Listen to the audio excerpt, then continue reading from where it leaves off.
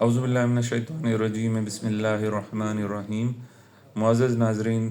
अस्सलामु अलैकुम। मेरा नाम डॉक्टर सलीम ख़ान मरवत है और मैं अली यूसुफ़ हॉस्पिटल एबटाबाद में नफ्सियात की प्रैक्टिस करता हूँ। और मैं रोज़ाना 3 बजे से लेकर रात 8 बजे तक यहाँ बैठ के नफ्सियाती अमराज़ के शिकार मरीज़ों का इलाज करता हूँ। और मैं रोज़ाना आप लोगों के साथ किसी न किसी उमूमी टॉपिक पे या ख़ुसूसी नफ्सियात से रिलेटेड ख़ुसूसी टॉपिक पे बात करता हूँ। तो आज मैं जिस टॉपिक पे बात करना चाह रहा हूँ वो एक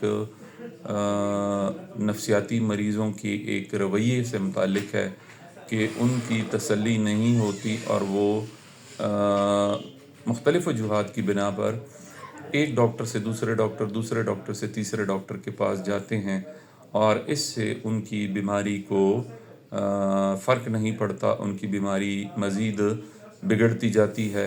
और उनको शिफा नहीं मिलती।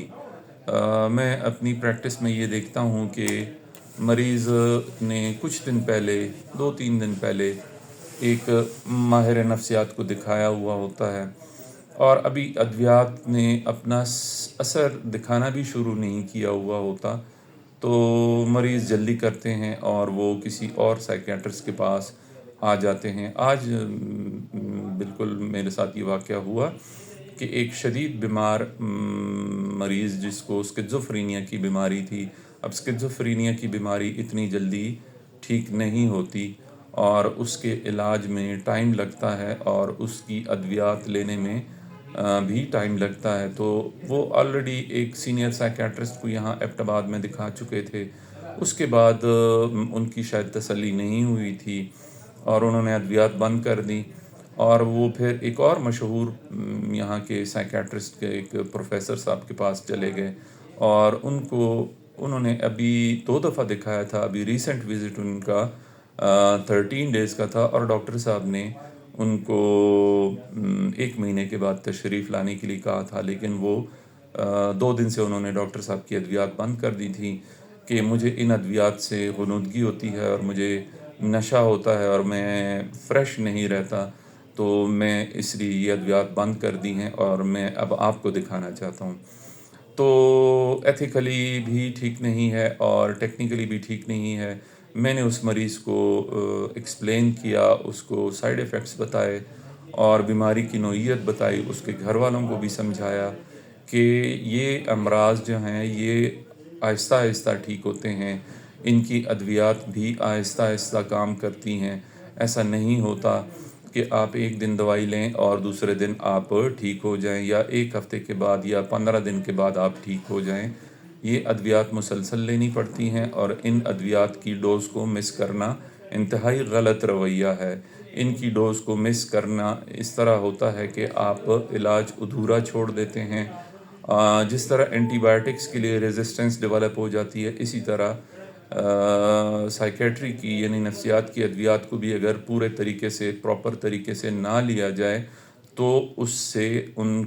मरीज़ों को फिर ना उनका इलाज कंप्लीट होता है और ना उनकी बीमारी ठीक होती है। तो ऐसे मरीज़ों को ख़ुद भी अगर उनको समझ आती है कि मुझे नफ्सियाती बीमारी है और इसका इलाज मुझे करवाना है, तो उन्हें चाहिए कि वो जिस माहिर नफ्सियात के पास इलाज के लिए जाते हैं उसका इलाज कम से कम 3 महीने तक ज़रूर जारी रखें। अगर 3 महीने में 4 to 6 वीक्स में 6 to 8 वीक्स में आपको कोई फ़र्क नहीं पड़ता और आपको लगता है कि मुझे इस माहिर नफ्सियात की अद्वियात या उसके तरीक़े इलाज से फ़र्क नहीं पड़ता, तो आप किसी दूसरे साइकियाट्रिस्ट के पास जा सकते हैं। इसी तरह अगर आपका मरीज़ है जिसको इस बात का नहीं पता, वो इस बात को नहीं मानता कि उसे कोई नफ्सियाती बीमारी है, तो उसके लिए भी यही तरीक़ाकार है कि 4 से लेकर 6 या 8 हफ़्ते तक इंतज़ार करें, डॉक्टर की बताई हुई बातों पर अमल करें और अद्वियात को उसी तरह जारी रखें जिस तरह डॉक्टर साहब ने बताई हुई होती हैं। एबटाबाद में माशाअल्लाह बड़े सीनियर साइकियाट्रिस्ट अवेलेबल हैं और उनकी काफ़ी अच्छी प्रैक्टिस है और उनके मरीज़ ठीक हो जाते हैं। लेकिन मसला ये है कि मरीज़ हिनको में जिसे हम कहते हैं उतावली करते हैं, तेज़ी करते हैं وہ یہ چاہتے ہیں کہ ان کی زندگی منٹوں میں ٹھیک ہو جائے اور وہ منٹوں میں بہتر ہو جائیں اور سارے مسئلے ختم ہو جائیں۔ تو مسئلے تو ادویات سے نہیں ختم ہوتے، مسئلے تو زندگی کا حصہ ہوتے ہیں، اور ان مسائل کو بھی حل کرنے میں آپ کی سوچ پہلے ٹھیک ہونی چاہیے، آپ کا اپروچ ٹھیک ہونا چاہیے، آپ کو زندگی کی طرف جو آپ کی سوچ ہے وہ ٹھیک ہونی چاہیے۔ تو جب تک آپ ڈاکٹر کے مشورے پر عمل نہیں کریں گے، آپ ادویات نہیں لیں گے، آپ طریقہ علاج کو فالو نہیں کریں گے، تو آپ کی سوچوں پر، آپ کے موڈ پر، آپ کے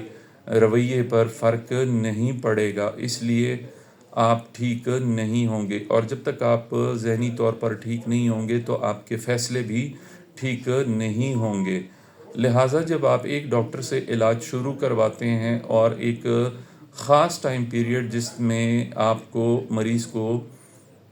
یعنی مریض کو ایک خاص ٹائم پیریڈ تک جب وہ دوائیاں لینی چاہیے، جب تک وہ اگر وہ نہ لیں تو نہ وہ صرف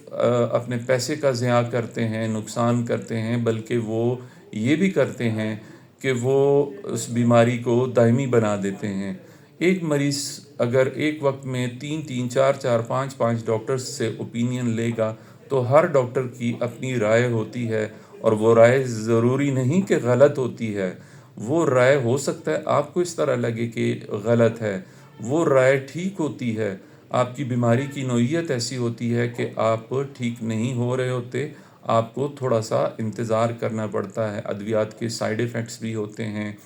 آپ کو اپنی زندگی میں بھی ایڈجسٹمنٹس کرنی پڑتی ہیں، آپ کو اپنی روزمرہ روٹین میں بھی ایڈجسٹمنٹس کرنی پڑتی ہیں۔ تو میرا بطور ماہر نفسیات اور بطور ڈاکٹر، بطور معالج، یہ مشورہ ہے ان سارے لوگوں کے لیے جو خود مریض ہیں یا ان کے فیملی میں کوئی ایسے مریض ہیں کہ وہ اپنے مریض کو، یا خود اگر مریض ہیں، ایک ڈاکٹر سے کم از کم 3 مہینے 4 مہینے علاج کروائیں۔ اگر فرق نہ پڑے تو پھر آپ کسی دوسرے ماہر نفسیات سے مشورہ لے سکتے ہیں، اور ماہر نفسیات کی بتائی ہوئی ادویات اور ان کے طریقہ ادویات کو کہ ادویات کس طرح استعمال کرنی ہیں ان کو لازمی فالو کرنا چاہیے، اور اس بات کا خیال رکھنا چاہیے کہ آپ ڈوز مس نہ کریں، ادھوری دوائیاں نہ کھائیں، دن میں ایک ٹائم کھائی اور دوسرے ٹائم نہ کھائیں، یہ نہیں کرنا چاہیے۔ ادویات کے سائیڈ ایفیکٹس آپ کو تنگ کرتے ہیں تو آپ ڈاکٹر سے جا کے دوبارہ مشورہ کر سکتے ہیں، آپ ان کو بتا سکتے ہیں کہ مجھے اس دوائی سے یہ تکلیف ہوئی یا یہ سائیڈ ایفیکٹ ہوا، تو وہ ڈاکٹر یقیناً آپ کو اچھا مشورہ دے کے آپ کو ایڈجسٹ کر دیں گے۔ لیکن اگر آپ یہ سب کچھ کیے بغیر، بس سوچے بغیر آپ اگر ادویات بند کر دیتے ہیں اور آپ نئے سرے سے کسی اور سائیکیٹرسٹ کے پاس چلے جاتے ہیں، تو وہ سائیکیٹرسٹ ظاہری بات ہے وہ انکار نہیں کرے گا، وہ آپ کو دیکھے گا، آپ نے اس کو فیس دینی ہوتی ہے، وہ آپ سے فیس لے گا اور وہ ایک نئے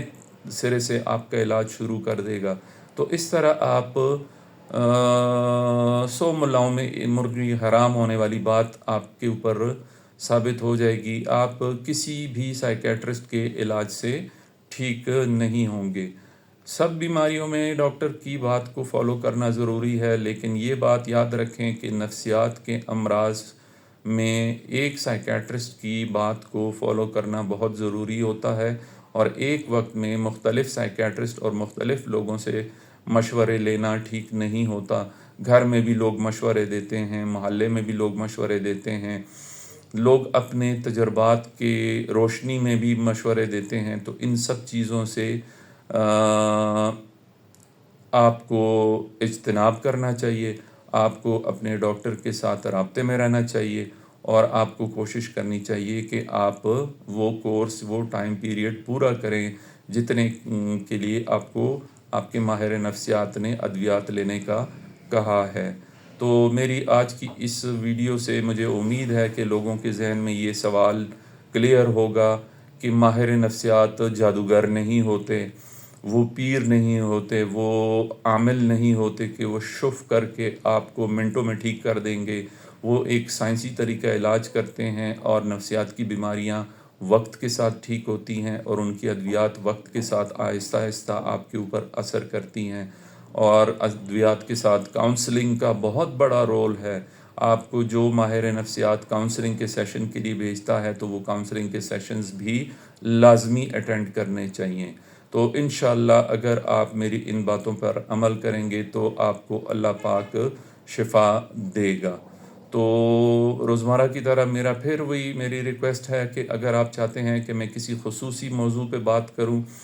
تو میں اس پہ بھی ویڈیو بنا سکتا ہوں، آپ کی پسند کے ٹاپک پہ بھی میں بات کر سکتا ہوں۔ اور آخر میں جاتے جاتے میں پھر وہی بات کروں گا کہ اپنے دل کا، اپنے دماغ کا، اپنی روح کا، اپنی جان کا خیال رکھیں،